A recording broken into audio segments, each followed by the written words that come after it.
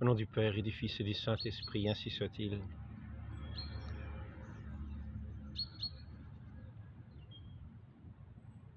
Comme nous sommes heureux, nous, chrétiens, de pouvoir parler de la miséricorde de notre Dieu, de la miséricorde qu'il a eue pour nous, de la miséricorde qu'il a témoignée pour nous, de la miséricorde qu'il a montrée pour nous, de la miséricorde qu'il a accomplie en nous. Cette miséricorde immense, de ce don immense que notre Dieu a voulu nous faire, à nous qui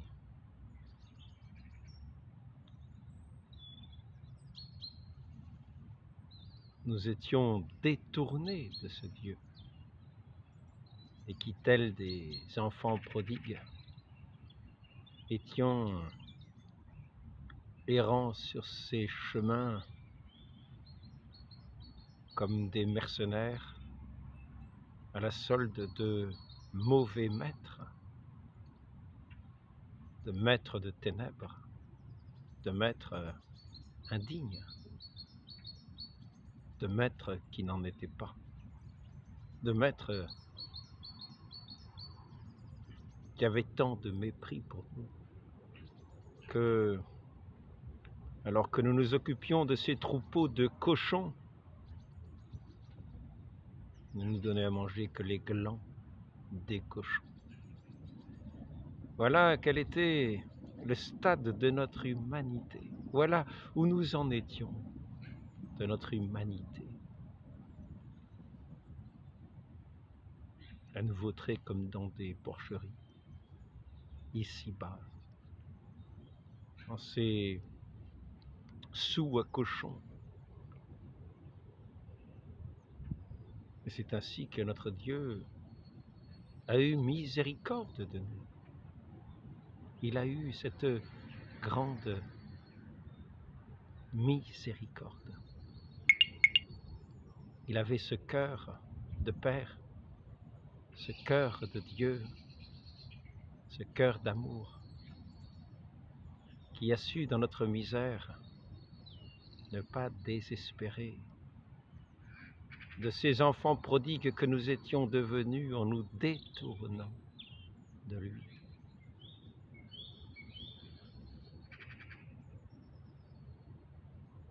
Et alors que nous nous souvenons bien de nos chemins d'errance, pour ceux qui ont eu à la fois ce malheur, mais aussi d'une certaine manière cette grâce amère, de se trouver longtemps sur ces chemins d'errance, de se trouver longtemps sur ces chemins de péché,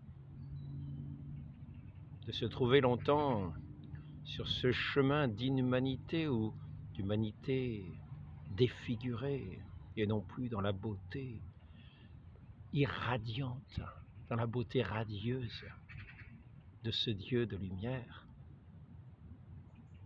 Grâce, grâce, grâce d'une certaine manière, puisque elle nous permet de voir où notre Dieu est venu nous chercher, jusqu'où cet amour de notre Dieu est venu jusque dans notre misère, dans nos bas-fonds, pour nous tirer de ces fonds, nous ramener à sa lumière, nous ramener à sa splendeur, nous ramener à sa face radieuse, lumineuse. Nous savons de quel chemin détourné il nous a ramenés. Nous savons quel val ténébreux il a dû passer pour venir nous chercher. Quelle montagne de péché, dans quelle montagne de péché nous étions Nous avions disparu. Nous l'avions comme oublié derrière ces montagnes de péché, sur ces chemins de ténèbres, sur ces chemins si peu dignes des enfants de Dieu, à l'écoute de si mauvais maîtres que nous avons suivis depuis notre péché, depuis le péché originel qui nous a été transmis et qui nous a mis sous la main du diviseur, sous la main de cet esprit mauvais qui lui-même s'est détourné de ce ciel de Dieu, a été jeté à terre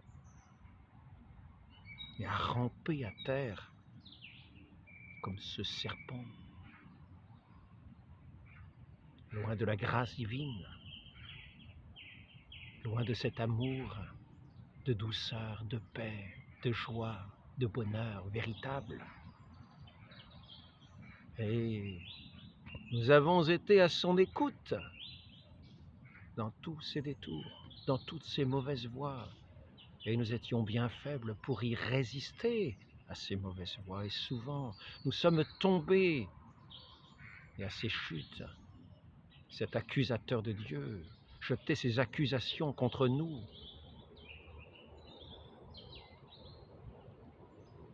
Jusqu'à s'il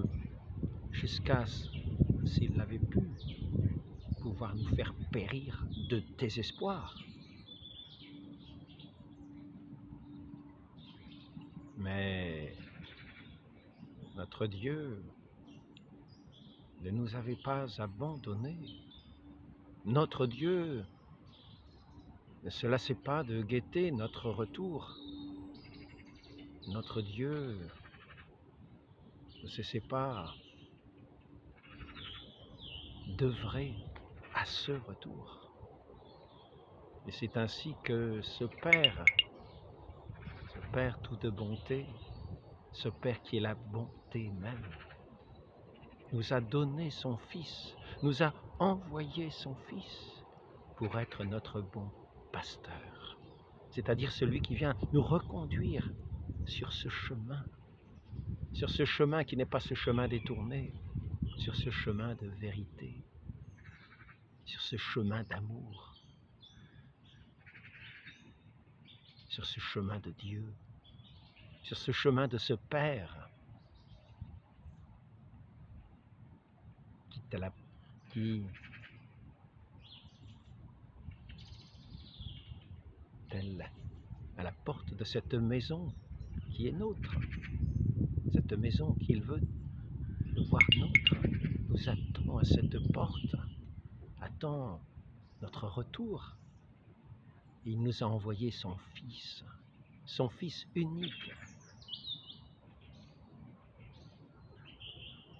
ce Verbe éternel qui a pris chair de la très sainte Vierge Marie pour être Dieu parmi nous, l'Emmanuel qui est venu nous chercher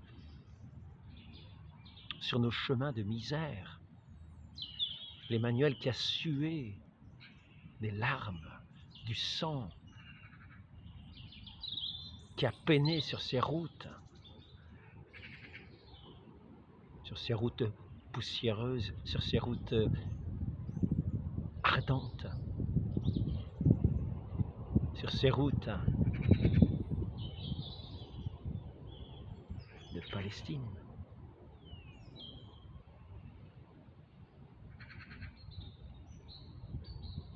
Pour venir à la recherche des brebis perdues.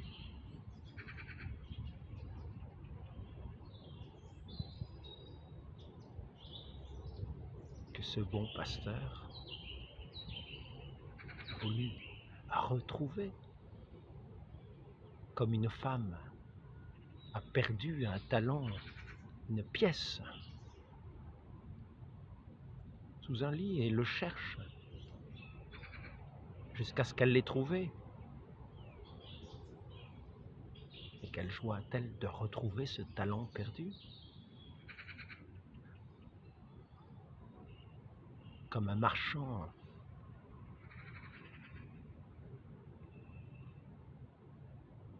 aurait trouvé un trésor dans un champ et quitterait tout, donnerait tout ce qu'il a pour racheter ce champ afin d'avoir ce trésor qui est dans ce champ.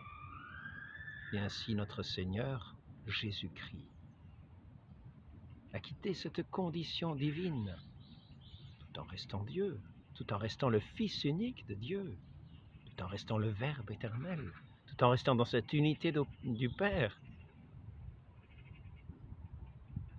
Et il a pris la condition d'esclave. Il a pris la condition d'homme, et parmi les hommes, la condition d'esclave, se faisant le dernier parmi les hommes, se faisant celui qui est déconsidéré parmi les hommes, prenant la place du dernier, prenant la place de celui qui est honni, de celui qui est maudit, et qui semble même maudit de Dieu. C'est ainsi que notre Dieu est venu prendre parmi nous la dernière place, non pas notre péché, mais il est venu paraître aux yeux du monde comme celui qui portait l'ignominie même, c'est-à-dire le péché de l'humanité. Il est venu porter ce péché de l'humanité pour qu'il soit cloué sur sa croix. Non pas son péché à lui, lui qui est pur de tout péché, lui qui est la sainteté même, puisque c'est Dieu lui-même qui vient nous chercher. Ainsi, ce grand Dieu, notre Seigneur Jésus-Christ, lui qui est à l'égal de son Père, dans sa dignité, dans sa divinité, lui qui est à l'égal de son Père, n'a pas voulu se faire l'égal de son Père, mais il s'est fait obéissant. Il s'est fait obéissant jusqu'à mourir sur une croix par fidélité à son Père, dans la fidélité à son Père, afin de nous racheter, nous, par cette mort ignominieuse, nous qui étions dans l'ignominie du péché.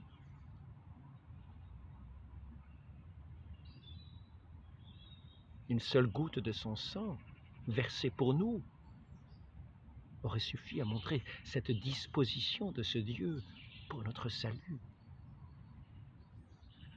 pour nous accorder toute sa confiance, pour nous rendre toute sa confiance en lui, pour nous rendre cette espérance en lui, afin de marcher vers lui.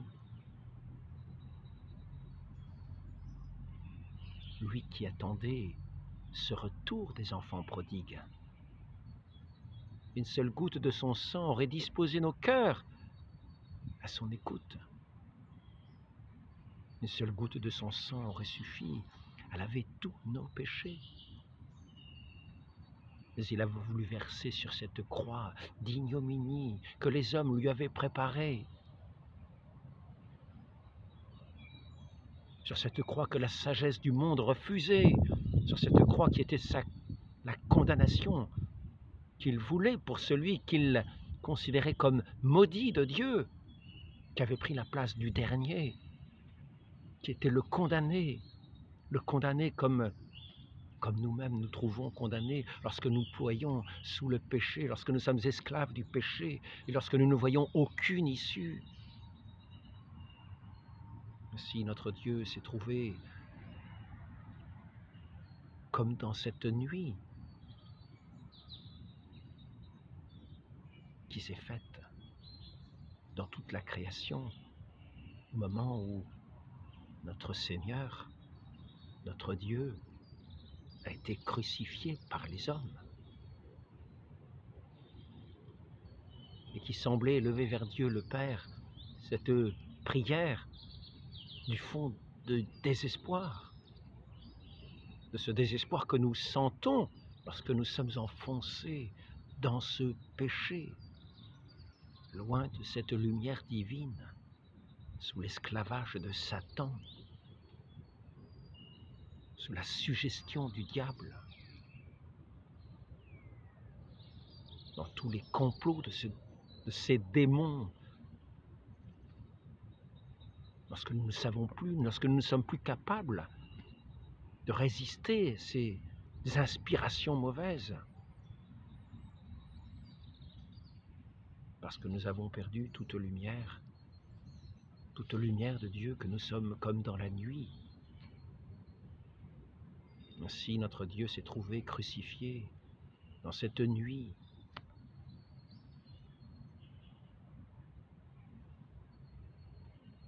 Qui s'est montré aux yeux de tous, alors qu'il était sur la croix, et qu'il lançait vers son Père ce cri de désespoir et qui est en même temps d'espérance. Père, pourquoi m'as-tu abandonné? Et ce cri montrait cette sensibilité, de cette humanité qui gît sous ce poids de la mort, et en même temps toute l'espérance vers ce Père qui est capable de tout, qui est capable de nous entendre, qui peut nous entendre là où nous sommes. Et notre Seigneur Jésus-Christ nous a entendus. Il nous a entendus, il a pris notre condition d'homme. Il a voulu épouser notre misère humaine sur ce gibet d'infamie, verser son sang pour racheter toute notre condition humaine, dans nos plus pires péchés, dans nos pires routes d'abandon de Dieu, pour nous rejoindre là où nous sommes.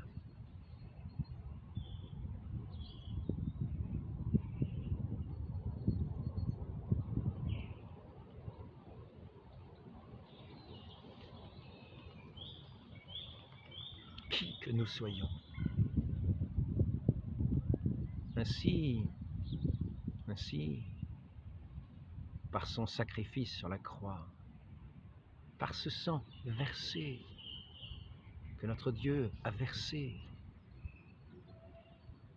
il a pris notre condition d'homme et qu'il a été crucifié.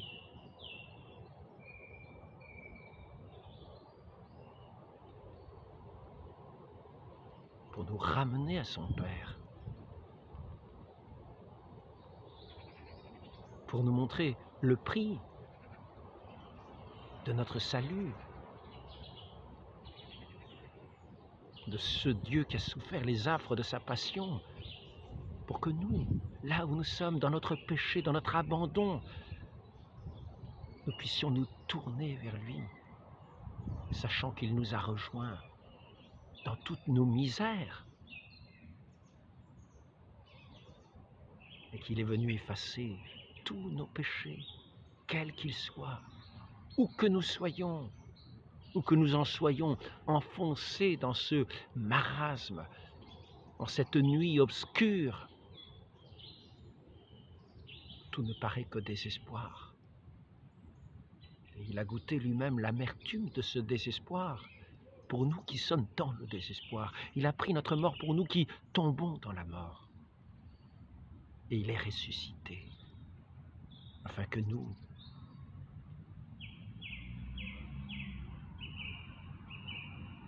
sachant qu'il est venu nous racheter par son sang versé, qui est venu laver tous nos péchés, nous puissions ressusciter à la vie avec lui. qu'il a condamné la mort sur cette croix.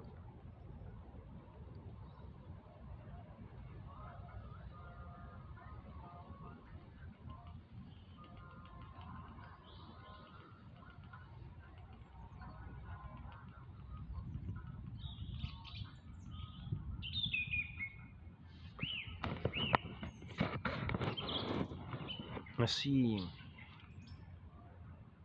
combien nous sommes heureux de pouvoir remercier ce Dieu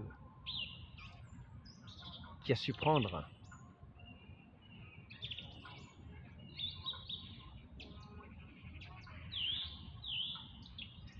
notre misère humaine pour montrer à quel amour, à quel point il nous aimait.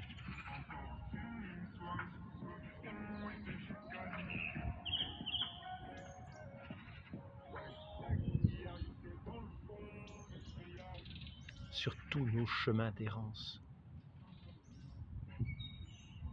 il est venu chercher la brebis perdue jusque dans ces vals ténébreux. Il a versé son sang qui nous a lavés, qui nous a purifiés. Et ainsi, il nous fait entrer dans ce baptême, jusque dans sa mort. Il nous fait entrer par la mort au règne de ce monde, par la mort à ce monde. Nous ne sommes plus de ce monde.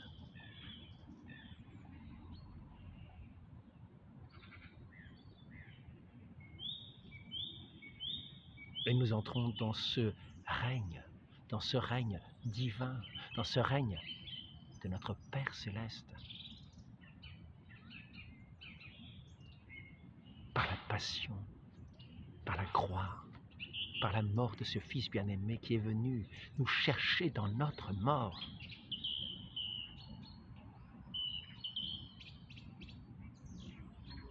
Afin que mort au monde, que nous n'appartenions plus à ce monde, que nous n'appartenions plus à ce règne de Satan, à ce faux sauveur, à celui qui voudrait nous faire croire que par nos mérites, nous allons acquérir un doux règne ici-bas, ses honneurs, sa puissance, son abondance, l'illusion de ce règne de péché qui ne sauve personne et qui ne nous tire pas de notre péché, qui en est bien incapable. Par contre, notre Dieu qui est tout-puissant, notre Dieu qui seul est amour, peut nous amener, peut nous ramener à sa vie, peut nous racheter de notre péché en nous faisant don de son amour par ce pardon qu'il nous a obtenu,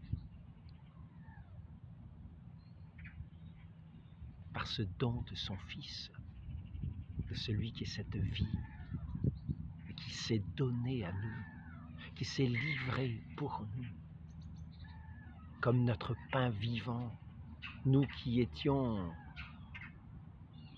affamés, nous qui étions sans plus de vie. Il est venu être notre vie, notre vie.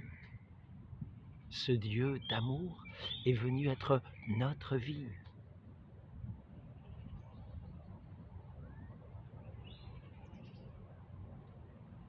Et nous voyons à quel point il nous a aimés, par tous les témoignages de son amour, par son attention portée aux plus petits, à ceux que le monde méprisait, par cette joie qu'il donnait au cœur de ces simples bergers qui sont venus le contempler à sa nativité, par ces enfants qu'il appelait, qu'il bénissait comme étant les modèles de son royaume,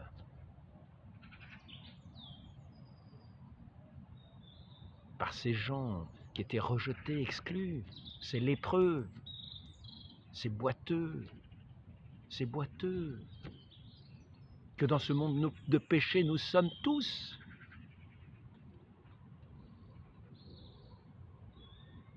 ces lépreux de la grâce divine, qui avons perdu cette grâce et qui portons partout cette lèpre du péché. Il est venu nous guérir, il est venu nous rétablir. Il est venu nous rétablir à cette image de ces enfants de Dieu. Il est venu nous régénérer. Il est venu nous régénérer de façon à ce que, dans cette foi que nous avons en lui, en ce grand Dieu qui s'est donné à nous dans sa passion,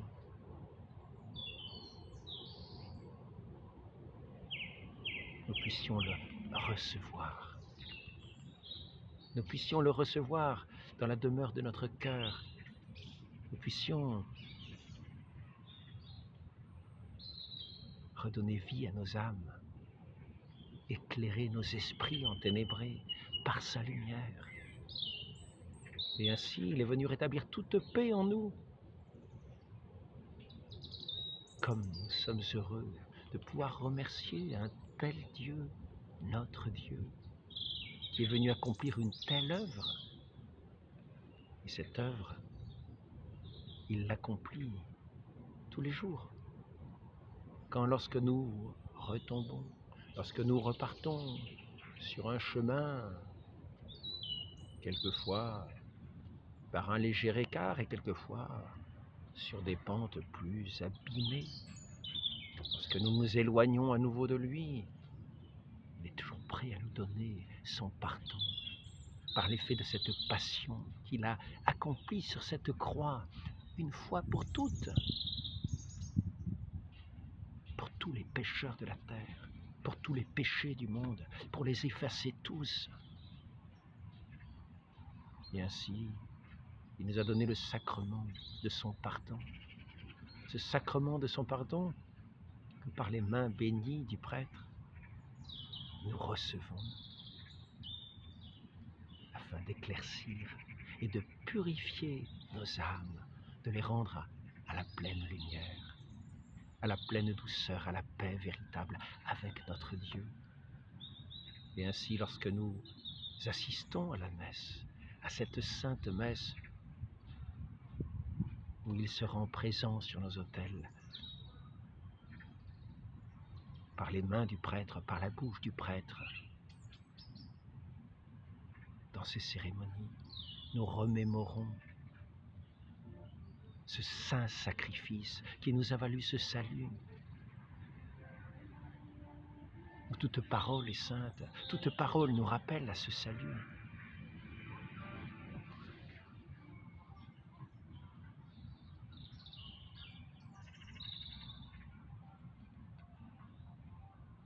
Ainsi, de quelle manière devons-nous assister à ces messes? Devons-nous venir à cette table de la Sainte Communion, vénérer chaque parole de ces prêtres qui remémorent ce sacrifice, qui le rendent présent, actuel, ainsi que nous l'a dit notre Seigneur. Faites ceci en mémoire de moi, afin que cette mémoire de ce salut de notre humanité, de ce salut que nous-mêmes avons eu, cette grâce de recevoir pour entrer dans ce royaume, nous ne soyons plus attentifs à la gloire du monde, mais que nous sachions que ce pardon nous est accordé, que ce ciel nous est ouvert, que ce ciel de Dieu, que ce ciel de l'amour, que ce ciel où règne ce Père céleste, nous est grand ouvert par cette passion de ce Fils qui se donne tous les jours, qui renouvelle tous les jours son saint sacrifice.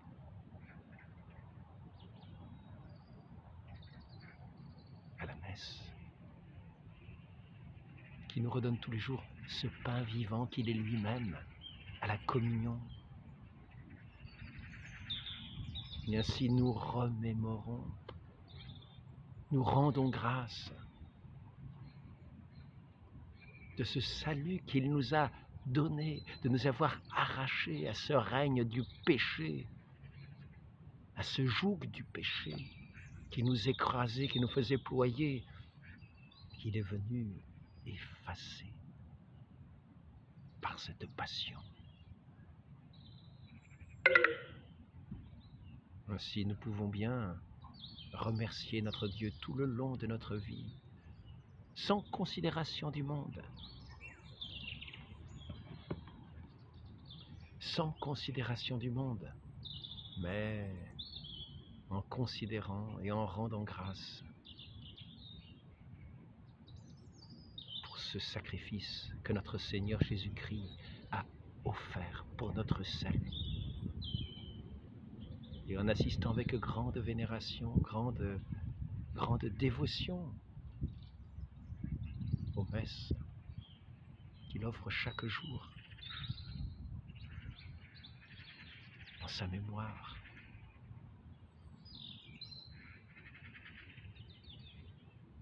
Pour la plus grande gloire du Père, pour le salut de nos âmes. Lui qui est le pain vivant de nos vies.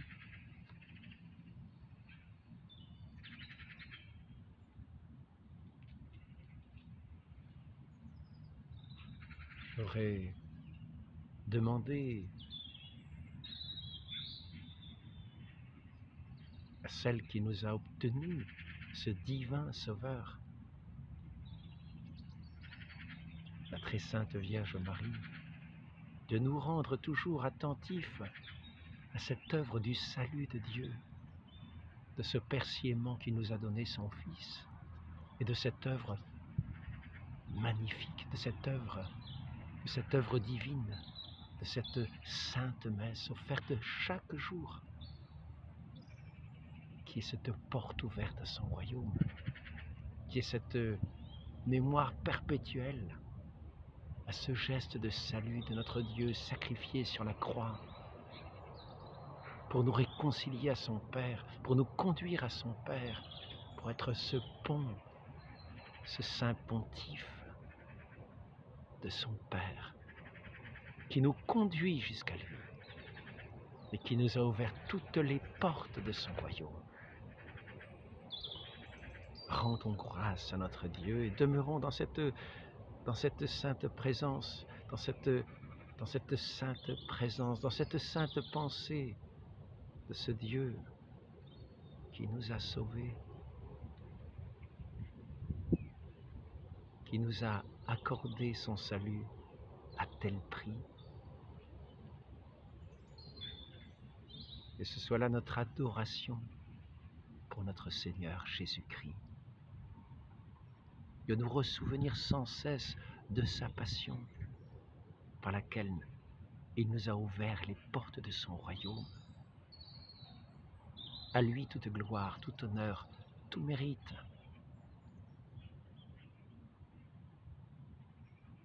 Que nous ne considérions plus le monde et ses fausses espérances, mais que nous adorions sans cesse notre Seigneur Jésus-Christ pour ce salut qu'il nous a donné, cette gloire de son Père qu'il nous donne de pouvoir contempler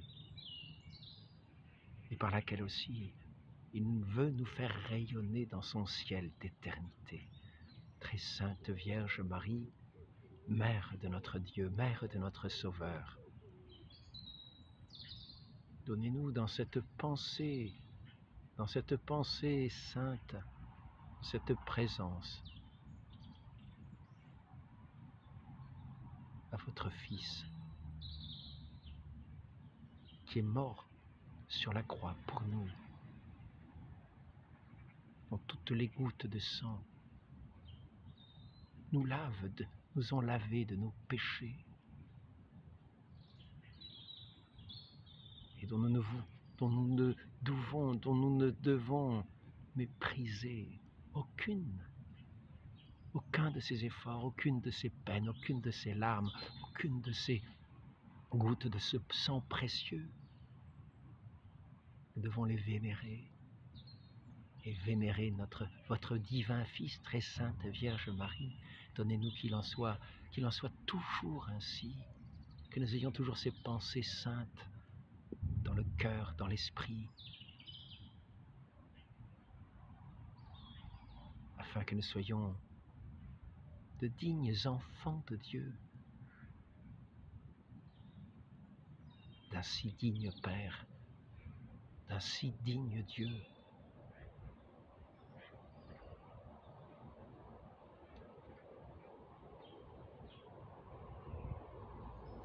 Ainsi soit-il, au nom du Père et du Fils et du Saint-Esprit, ainsi soit-il.